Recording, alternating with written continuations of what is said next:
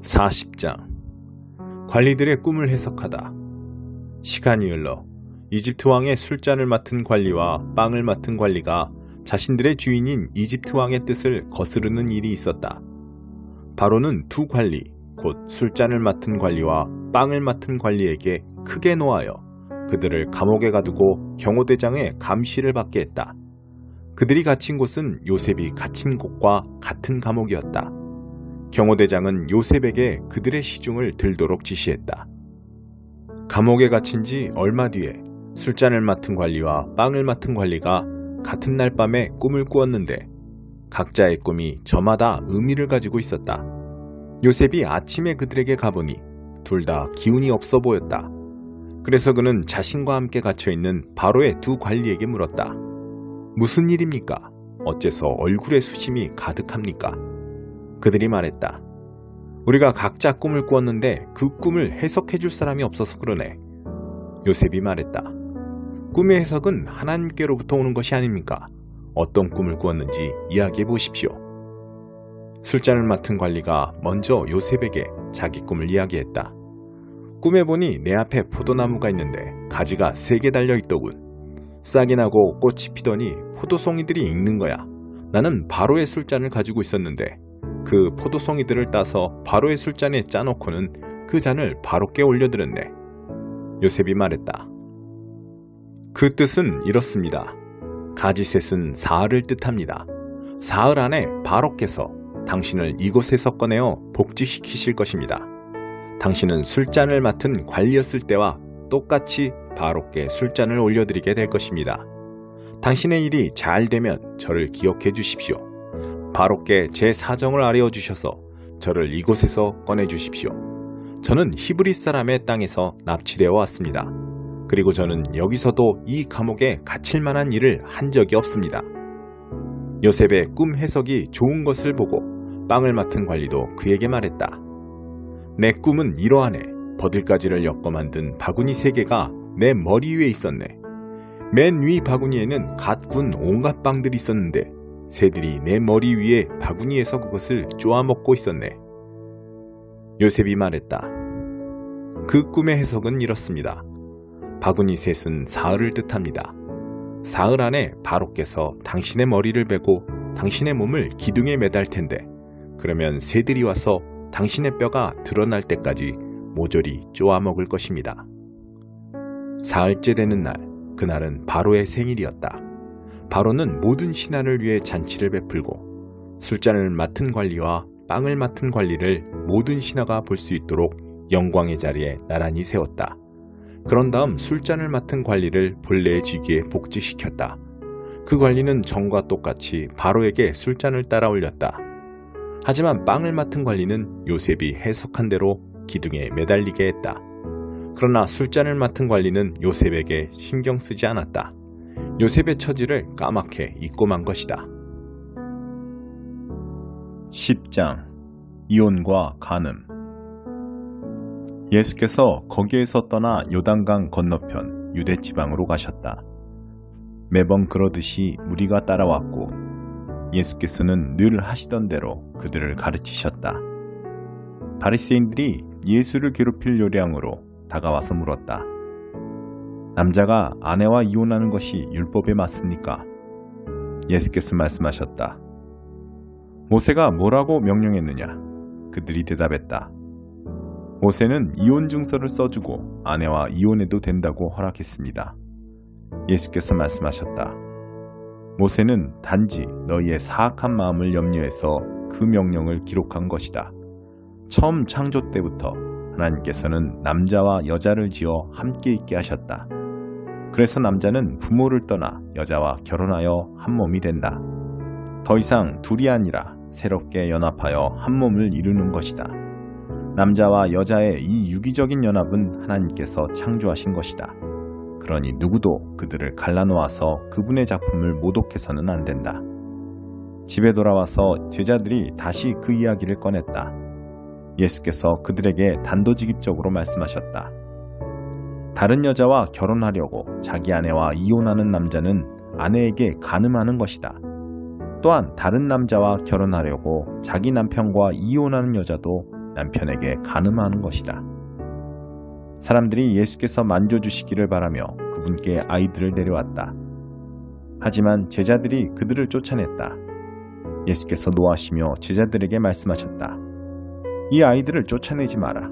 절대로 아이들과 나 사이에 끼어서 방해하지 마라.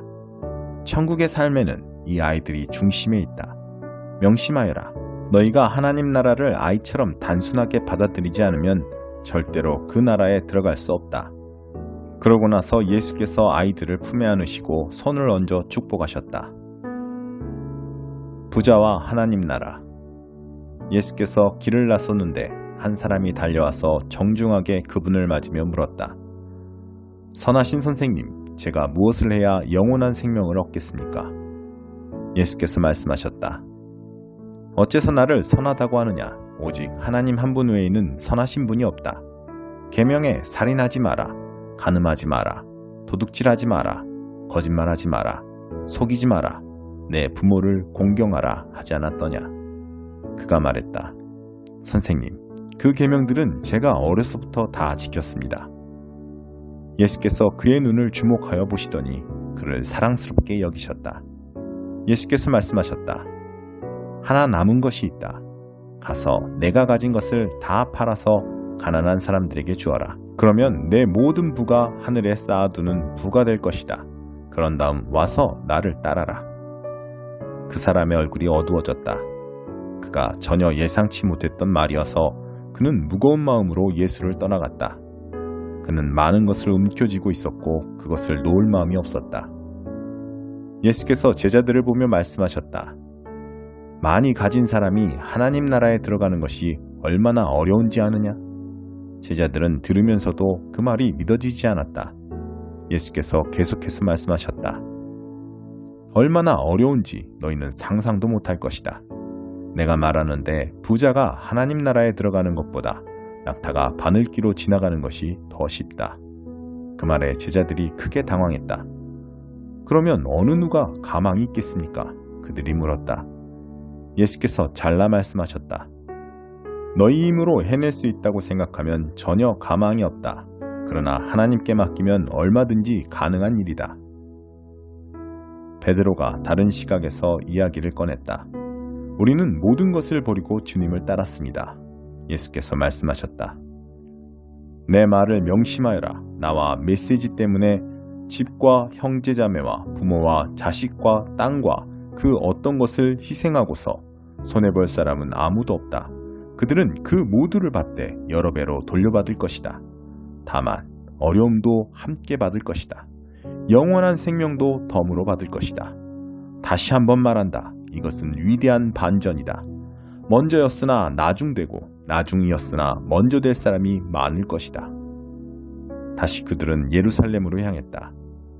예수께서 앞장서셨고 제자들은 적잖이 당황스럽고 두려운 마음으로 그분을 따르고 있었다. 예수께서 12제자를 데려다가 이후에 있을 일을 되풀이해서 말씀하셨다. 내 말을 잘 들어라. 우리는 지금 예루살렘으로 올라가는 길이다. 그곳에 가면 인자는 종교 지도자와 학자들에게 넘겨질 것이다. 그들은 인자에게 사형을 선고할 것이다. 그리고 인자를 로마 사람들에게 넘겨주어 조롱하고 침뱉고 고문하고 죽일 것이다. 그러나 사흘 후에 인자는 다시 살아날 것이다. 인자는 섬기러 왔다.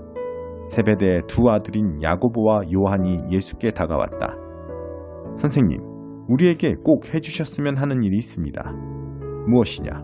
내가 할 만한 일인지 보자. 그들이 말했다. 주님께서 영광을 받으실 때 우리에게도 최고 영광의 자리를 주셔서 하나는 주님 오른편에 하나는 주님 왼편에 있게 해주십시오. 예수께서 말씀하셨다. 너희는 너희가 무엇을 구하는지 모른다. 너희는 내가 마시는 잔을 마시고 내가 받을 세례를 받을 수 있겠느냐? 그들이 말했다. 물론입니다. 왜 못하겠습니까? 예수께서 말씀하셨다. 생각해보니 너희는 과연 내가 마시는 잔을 마시고 내가 받을 세례를 받을 것이다. 그러나 영광의 자리를 주는 것은 내 소관이 아니다. 그것과 관련해서는 다른 조치가 있을 것이다. 다른 10제자가 이 대화를 듣고 야고보와 요한에게 분통을 터뜨렸다. 예수께서 그들을 불러놓고 바로잡아 주셨다. 하나님을 모르는 통치자들이 얼마나 위세를 부리는지, 사람들이 작은 권력이라도 얻으면 거기에 얼마나 빨리 취하는지 너희는 보았다. 너희는 그래서는 안 된다. 누구든지 크고자 하면 섬기는 사람이 되어야 한다. 너희 가운데 누구든지 첫째가 되고자 하면 먼저 종이 되어야 한다. 인자가 한 일이 바로 그것이다. 인자는 섬김을 받으러 온 것이 아니라 섬기러 왔다. 포로로 사로잡힌 많은 사람들을 살리기 위해 자기 목숨을 내어주려고 왔다. 그들은 여리고에 얼마 동안 머물렀다. 제자들과 사람들의 행렬이 뒤따르고 예수께서 그곳을 떠나시려는데 디메오의 아들인 바디메오라는 눈먼 거지가 길가에 앉아 있었다.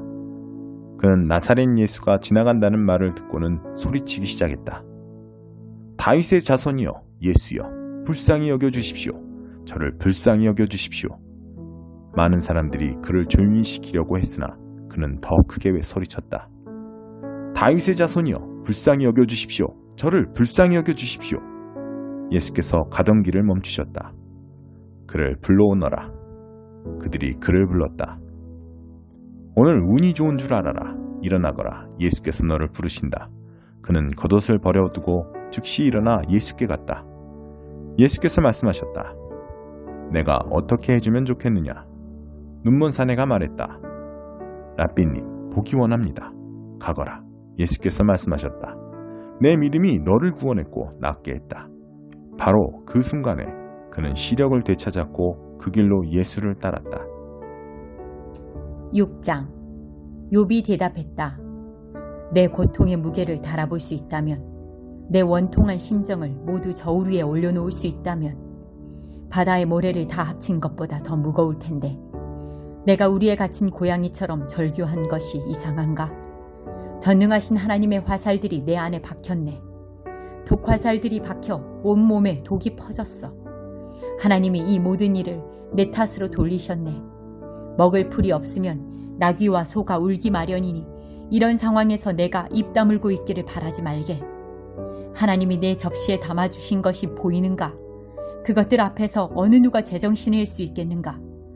내 안에 모든 것이 진저리를 치니 속이 다 메스꺼리네. 내가 오직 원하는 것은 한 가지, 기도 응답뿐. 내 마지막 간구를 들어주시는 것. 하나님이 나를 밟아주셨으면, 벌레처럼 짓이겨 영원히 끝장내주셨으면, 그러면 궁지에 몰린 나머지 한계선을 넘어 거룩하신 하나님을 모독하는 일은 없을 것이고 그나마 그것으로 만족할 수 있을 텐데. 내게 무슨 힘이 있어 희망을 붙들겠는가? 무슨 미래가 있어 계속 살아가겠는가? 내 심장은 강철로 만들어진 줄 아나? 내가 무쇠 인간인가? 내가 자력으로 지금 상황을 이겨나갈 수 있을 것 같은가? 아닐세. 난 더 이상 버틸 힘이 없네. 절박한 처지의 사람이 전능하신 하나님에 대한 기대를 접을 때 그의 친구들만은 곁에 있어줘야 하는 것 아닌가? 그런데 형제처럼 여긴 내 친구들이 사막의 협곡처럼 변덕스럽군. 어떤 때는 눈과 얼음이 녹은 물을 산에서 콸콸 흘려보내다가도 한여름이 되면 햇볕에 바싹 마른 골짜기로 변하는 딱 그 짝이야.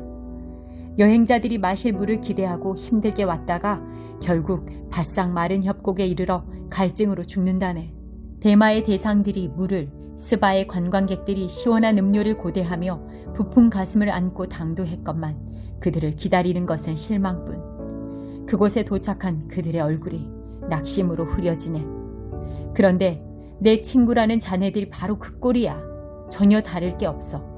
내 몰골을 한번 보더니 겁을 먹고 움츠러드는군. 내가 자네들에게 무슨 부탁을 한 것도 아니지 않은가? 돈 한 푼 달라고 하기를 했나? 날 위해 위험을 무릅써 달라고 했나? 그런데 왜 이리 말을 돌리고 발뺌하기야 급급하나? 사실대로 말해보게. 그럼 나는 입을 다물 테니. 내가 무엇을 잘못했다는 것인지 알려주게. 정직한 말은 누구에게도 해가 되지 않는 법인데 경건한 채 이리 허세를 부리는 이유가 무엇인가? 자네들은 내가 잘못 살았다고 말하지만 고뇌에 찬 내 말을 헛소리로 여기는구먼. 자네들 눈에는 사람이 사람으로 안 보이는가? 친구가 수지타산을 따져야 할 품목에 불과한가? 나를 똑바로 보게. 내가 자네 면전에서 거짓말을 할 것 같은가? 잘 생각해 보게. 엉뚱한 소리 말고. 곰곰이 생각해보게. 내가 정말 믿지 못할 위인인가? 내 말에 틀린 부분이 있는가? 내가 선악을 분간하지 못할 사람인가? 10장 종교에 빠져있는 이스라엘. 친구 여러분, 참으로 내가 원하는 것은 이스라엘이 가장 선한 것, 곧 구원을 얻는 것입니다. 나는 온 마음으로 그것을 원하며 늘 그것을 위해 하나님께 기도드립니다. 나는 하나님에 대한 유대인의 열정이 참 대단하다는 사실을 기꺼이 인정합니다. 그러나 문제는 그들의 모든 일이 본말이 전도되어 있다는 것입니다. 모든 것을 바로 세우는 이 구원의 일은 하나님이 하시는 사업이며 그것도 대단히 번창하고 있는 사업이라는 사실을 그들은 깨닫지 못하고 있습니다. 그래서 그들은 길거리 바로 맞은편에 자신들의 구원 판매점을 차려놓고서 요란스럽게 자신들의 물건을 팔고 있습니다. 오랜 시간 동안 하나님을 하나님에 걸맞게 대해드리지 않고 자기들 멋대로 다루온 결과 이제 그들은 더는 내놓을 것이 없게 되었습니다. 앞선 계시는 다만 우리를 준비시키기 위한 것이었습니다. 자신을 신뢰하는 사람들을 위해 모든 것을 바로 세워주시는 메시아를 맞이할 준비입니다. 모세가 기록했듯이 한사코 율법 조문을 이용해 하나님 앞에 바로 서겠다는 자들은 곧 그렇게 사는 깨알 같은 계약서 조항들에 일일이 얽매여 사는 그렇게 사는 것이 결코 쉽지 않다는 사실을 알게 됩니다. 그러나 우리 안에 바른 삶을 형성시켜 주시는 하나님을 신뢰하는 것은 전혀 다른 이야기입니다. 여기서는 메시아를 모셔오겠다고 위험천만하게 하늘까지 올라갈 일도 없고 또 메시아를 구출하겠다고 위험천만하게 지옥까지 내려갈 일도 없습니다. 모세가 정확히 뭐라고 말했습니까? 구원하시는 말씀이 바로 여기 있다. 너의 입속 혀처럼 가까이, 너의 가슴속 심장처럼 가까이. 이 말씀이란 우리를 위해 모든 것을 바로 세워주시며 일하시는 하나님을 받아들이는 믿음의 말씀을 말합니다. 우리가 전하는 메시지의 핵심이 바로 이것입니다. 하나님을 받아들이며 예수가 나의 주님이시다 라고 말하십시오. 예수를 죽은 자들 가운데서 살려내실 때 하셨던 일을 지금 우리 안에서도 행하고 계신 하나님의 일을 마음과 몸을 다해 받아들이십시오. 그렇습니다. 바로 그것입니다. 이는 여러분이 무엇인가 해내는 것이 아닙니다.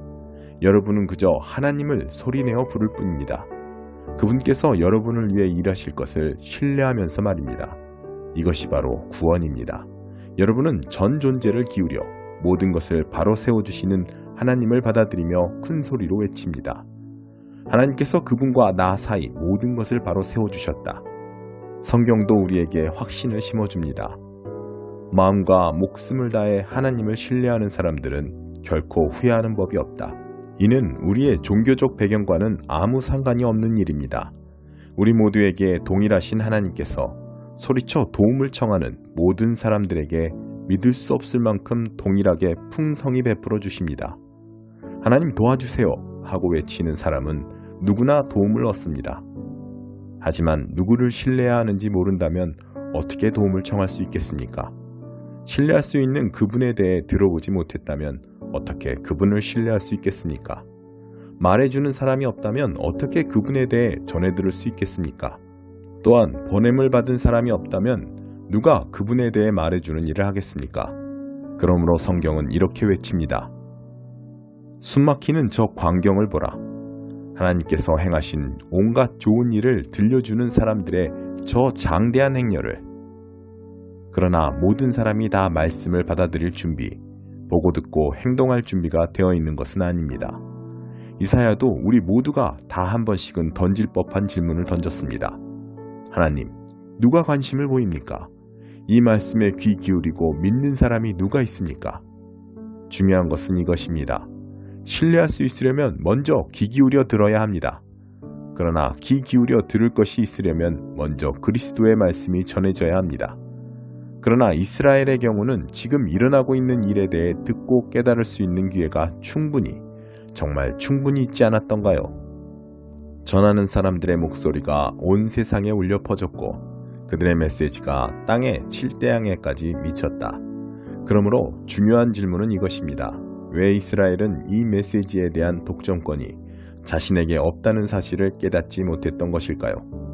다음과 같이 예언한 모세가 바로 보았습니다. 여러분은 하나님께서 여러분이 낮추어 보는 사람들, 이방인들에게 다가가시는 것을 보게 될 것이고 질투심에 미칠 것입니다. 여러분은 하나님께서 여러분이 종교적으로 하등하다고 여기는 사람들에게 다가가시는 것을 보게 될 것이고 우라가 치밀 것입니다. 이사야는 담대하게 하나님의 말씀이 이렇게 전합니다. 나를 찾지도 않던 사람들이 나를 만났고 받아들였다. 나 또한 나에 대해 묻지도 않았던 사람들을 만났고 받아들였다. 그러므로 분명한 고발로 마무리 짓습니다. 날이면 날마다 나는 두 팔 벌려 이스라엘을 불렀건만 이런 수고에도 내게 돌아온 것은 냉대와 차가운 시선뿐이었다.